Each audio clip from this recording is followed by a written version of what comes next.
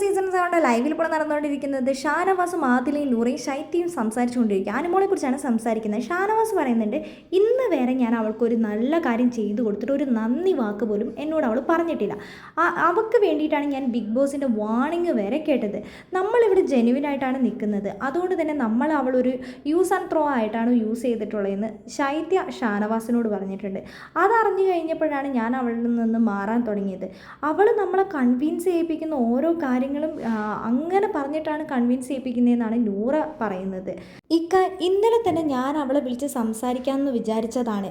ആദ്യം ആരാണ് സംസാരിച്ചതെന്ന് ഷാനവാസ് ചോദിക്കുന്നുണ്ട്. അപ്പോൾ ശൈത്യ പറയുന്നത്, ഞാൻ തന്നെയാണ് ആ കാര്യം തുടങ്ങിയത്. കാരണം എനിക്കതിനകത്തൊരു ക്ലാരിറ്റി വേണം. അതുകൊണ്ടാണ് ഞാൻ അവളോട് സംസാരിച്ചത്. അവൾ വൈൽഡ് കാർഡ് വന്നു, ആ കട്ടപ്പ എന്നുള്ള പേര് വിളിച്ചു. അതിനെന്താണ് റീസൺ? അതിനൊരു റീസൺ പറയാൻ പറയുന്നുണ്ട്. അവൾ ചെറിയൊരു റീസൺ ഉണ്ട് എന്നാണ് പറയുന്നത്. പക്ഷെ ഇപ്പോൾ പറയില്ല, പുറത്തിറങ്ങിയിട്ട് അവൾ പറയുള്ളൂ എന്നാണ് പറയുന്നത്. അപ്പോൾ അതിൽ പറയുന്നുണ്ട്, അവൾക്ക് പറയാൻ ഒരു കാര്യവും ഇല്ല, അതുകൊണ്ടാണ് അവൾ അങ്ങനെ പറയുന്നത്, പുറത്തിറങ്ങിയിട്ട് പറയാമെന്ന്.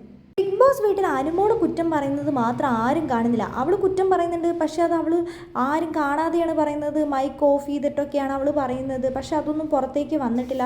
അപ്പോൾ ഷാനവാസ് പറയുന്നുണ്ട്, നൂറേനോട് വരെ ഞാൻ പറഞ്ഞിട്ടുണ്ടായിരുന്നു, ലാലേട്ടൻ വരുന്ന സമയത്ത് ആ ഒരു ചർച്ച അനുമോളുടെയും അനീഷിൻ്റെയും ചർച്ചയ്ക്ക് വെക്കാൻ അവൾ തന്നെയാണ് കാരണക്കാരിയായത്. കാരണം അവൾ ഇത് ആദിലനോട് നൂറേനോട് പറയുന്നു, അതേപോലെ തന്നെ എന്നോട് വന്ന് പറയുന്നു, ഈ ബിഗ് ബോസ് വീട്ടിൽ എല്ലാവരോടും പറയുന്നു, പിന്നെ അനീഷിൻ്റെ പുറകെ നടക്കുന്നു, വീണ്ടും വീണ്ടും ആ ഒരു കാര്യത്തെപ്പറ്റി ചോദിച്ചുകൊണ്ട് തന്നെ നടക്കുന്നു.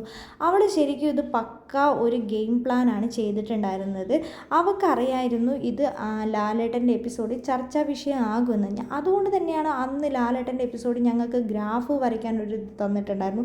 അനുമോൾക്ക് ഞാനൊരു ഗെയിമർ എന്ന രീതിയിൽ 100% ഞാൻ കൊടുത്തു. ആ സമയത്ത് അവൾക്ക് ഭയങ്കര സന്തോഷമായെന്ന് ആദില പറയുന്നുണ്ട്. ബാക്കി എല്ലാ കാര്യങ്ങൾക്ക് ഞാൻ 0 കൊടുത്തത്, സത്യസന്ധതയ്ക്ക് വരെ ഞാൻ 0 ഇട്ട് കൊടുത്തത്. അവളിവിടെ ഒരു സത്യസന്ധതയും കാണിക്കുന്നില്ല. അനീഷ് നടത്തിയത് ഒരു പ്രേമാഭ്യർത്ഥനയല്ല, അവൻ ഒരു വിവാഹകാര്യമാണ് അവതരിപ്പിച്ചത്. ആളുകളെ വിഡ്ഢികളാക്കുന്നത് അനുമോള് തന്നെയാണെന്നാണ് ശൈത്യ പറയുന്നത്. അനീഷിൻ്റെ കാര്യത്തിൽ അവൾ കാണിച്ചത് എനിക്ക് ഒട്ടും ഇഷ്ടപ്പെട്ടില്ല. അനീഷിന് കുരങ്ങ് കളിപ്പിക്കുന്നതായിരുന്നു അവളുടെ നിലപാടായിട്ട് എനിക്ക് തോന്നിയത്. അതുകൊണ്ട് തന്നെയാണ് ഞാൻ അവൾക്ക് 0% കൊടുത്തത്. അവൾ ഫുൾ ഫേക്കാണ്. അവൾ വെറും നാടകമാണ് കാണിക്കുന്നത്. ആ ചെക്കനെ വെച്ചുകൊണ്ട് അവളൊരു നാടകമാണ് ഇവിടെ കളിച്ചുകൊണ്ടിരുന്നത്. ഏത് ചെക്കനെ? ആ പ്രവീണിനെ വെച്ചോട്ടോന്ന്. പ്രവീണിൻ്റെ ഒന്ന് നൂറേയും ചോദിക്കുന്നുണ്ട്. അങ്ങനെയൊക്കെ ഒരു സംഭവം നടന്നിട്ടുണ്ടോ? അവൾ പ്രവീണിനോട് പറഞ്ഞിട്ടുണ്ടായിരുന്നു, നമുക്ക് 2 പേർക്കും ഇവിടെ അവർ രണ്ടുപേരും ഒരുമിച്ചിരുന്ന് സംസാരിക്കുന്ന സമയത്ത് എല്ലാ ക്യാമറയും അവർ രണ്ടുപേരെയും മാത്രം ഫോക്കസ് ചെയ്തിട്ടുണ്ടായിരുന്നു. നമുക്കിവിടെ ഒരു ലവ് ട്രാക്കൊക്കെ പിടിച്ചുകൊണ്ട് പോകാമെന്ന് പ്രവീണിനോട് അവൾ പറഞ്ഞിട്ടുണ്ടായിരുന്നു. പ്രവീണാണ് എന്നോട് ഇത് പറഞ്ഞതെന്ന് ശൈത്യ പറയുന്നുണ്ട്. അവൾക്കെല്ലാം ഒരു ഗെയിം പ്ലാൻ മാത്രമാണ്. ഫ്രണ്ട്ഷിപ്പിനെയും അവൾ ക്യാമറയ്ക്ക് വേണ്ടി ഗെയിം പ്ലാനായിട്ട് ഉപയോഗിക്കുന്ന നൂറ പറയുന്നത്. അതുകൊണ്ട് ഞാൻ ഇനി ഒരു ഡിസ്റ്റൻസ് ഇട്ട് മാത്രമാണ് നിൽക്കുകയുള്ളൂ.